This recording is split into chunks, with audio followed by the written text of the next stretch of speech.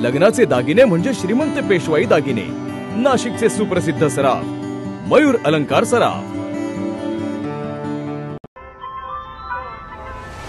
ताज्या बातम्यांसाठी नाशिक न्यूजच्या YouTube चॅनलला सबस्क्राइब करा आणि बेल आयकॉनला प्रेस करा।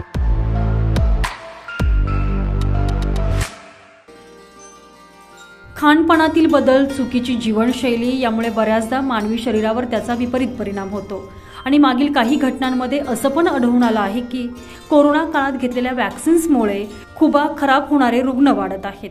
एव्हियन म्हणजेच खुबा खराब होणं। हाडातील पेशींना रक्ताचा पुरवठा कमी झाला की खुबा खराब होण्याची शक्यता बळावते। मात्र त्यासाठी काळजी करण्याची आता गरज नाही, कारण ऑपरेशन विना आयुर्वेदामध्ये या विकारावर उपचार सहज शक्य आहे।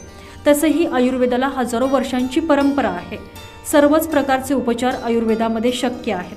चला तर मग आज आपण आरोग्य वार्तामध्ये एव्हियन म्हणजे काय, त्याची लक्षणे, त्यावर उपाय याविषयी अधिक माहिती जाणून घेऊयात आयुर्वेद पंचकर्म तज्ज्ञ डॉक्टर नीरज गुजराती यांच्याकडून। तुम्ही एव्हियन सारख्या समस्यांनी त्रस्त आहात तर हा माहितीपूर्ण व्हिडिओ तुमच्यासाठी।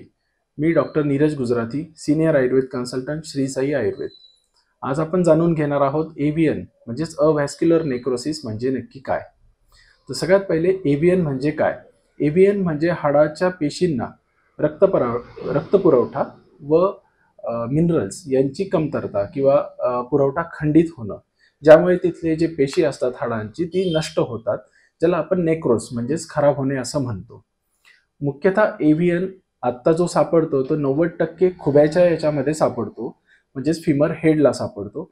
म्हणून आज जी आपण माहिती जाणून घेणार आहोत ती फक्त खुब्याच्या एव्हियन संदर्भात असेल, कारण की गुडघ्याचा किंवा शोल्डरचा एव्हियन होण्याचे प्रमाण अत्यंत कमी आहे। एव्हियन होण्याची कारणे। एव्हियन हा मुख्यतः कशाने होतं आजही याचं प्रॉपर एक रिझन किंवा कारण सापडलेलं नाहीये, पण मुख्यतः ज्यांचं अल्कोहोलचं सेवन प्रमाण जास्त आहे किंवा तंबाखू सेवन आहे, स्टिरॉइडचा वापर जास्त होतं, या कारणांनी शक्यतो तो एव्हियन झाल्याचे आढळून येते। पण कोविड नंतर कोविडची औषधं किंवा इवन व्हॅक्सिन नंतर सुद्धा एव्हियनचं किंवा एकंदरीतच हाडांच्या सगळ्या त्रासांचं प्रमाण हे वाढलं आहे।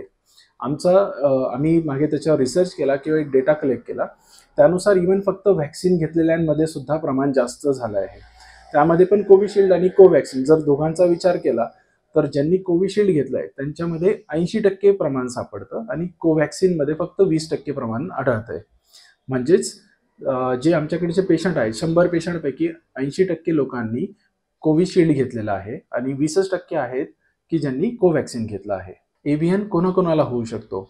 शक्यतो हा 25 ते 35 या वयोगटामध्ये होतो, पण कोविड नंतर 45, 50, 65 वर्षांचे रुग्ण सुद्धा आपल्याला सापडत आहेत। आणि स्त्री पुरुष जर वर्गीकरण केलं तर पुरुषांमध्ये साधारण 85% आढळतो, स्त्रियांमध्ये एकदम 10 ते 15% फक्त आढळतो। तर एव्हियनची लक्षणे काय?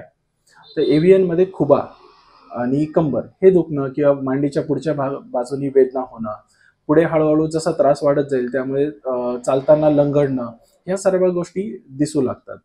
यामध्ये मुख्यतः असतं की जेव्हा आपण पाय लॅटरली एक्सटेंड करतो त्यावेळी सुद्धा त्रास होतो, म्हणजे पाय साईडला बाजूला करताना जास्त प्रमाणामध्ये त्रास होणं आणि दुखणं किंवा बाकीचा स्टिफनेस हे जशा ग्रेड्स बदलत जातात त्यानुसार ते वाढत जाते।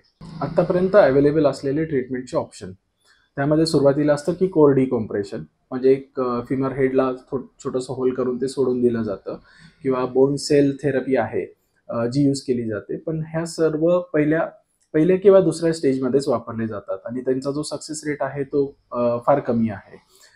यानंतर जे येतं ते टोटल हिप रिप्लेसमेंट, आणि या व्यतिरिक्त अजून केलं जातं की नॅचरोपॅथी, कायरोप्रॅक्टिक किंवा बाकी मॅनिप्युलेशन थेरपी, या सर्व केल्या जातात। पण यांमध्ये विशेष असा जी हिलिंग म्हणतो आपण ती प्रॉपर होत नाही।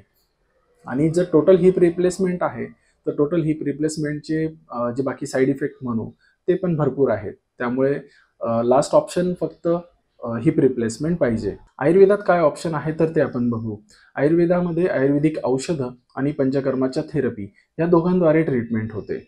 आपण विशेष रिसर्च करून क्लिनिकली टेस्टेड आणि संशोधित अशी औषधे बनवली आहेत जी एव्हियनमध्ये जी हिलिंग आहे किंवा तिथलं जे सर्क्युलेशन आहे, कॅपिलरी सर्क्युलेशन, ती वाढवतात। जेणेकरून तिथे रक्तप्रवाह जो आहे तो प्रस्थापित होतो आणि त्याच्याने बोनची जी हेल्थ जो खराब झालेला पार्ट आहे तो भरून यायला आपल्याला मदत होते.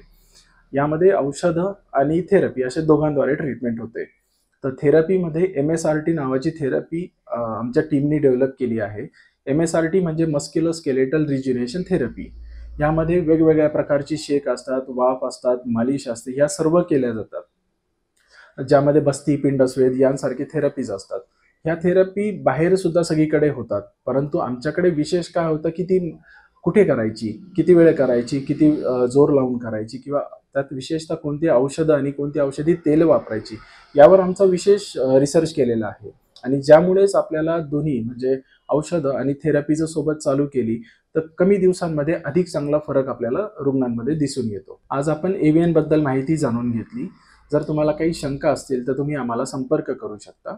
आणि आमचं एक अभियान आहे, चलो AVN मुक्त भारत बनाए. यामध्ये तुम्ही सामील होऊ शकता व तुमच्या जवळचे किंवा ओळखीच्यांना तुम्ही AVN मुक्त करू शकता. रवी कोट्टेवार, नाशिक न्यूज, नाशिक.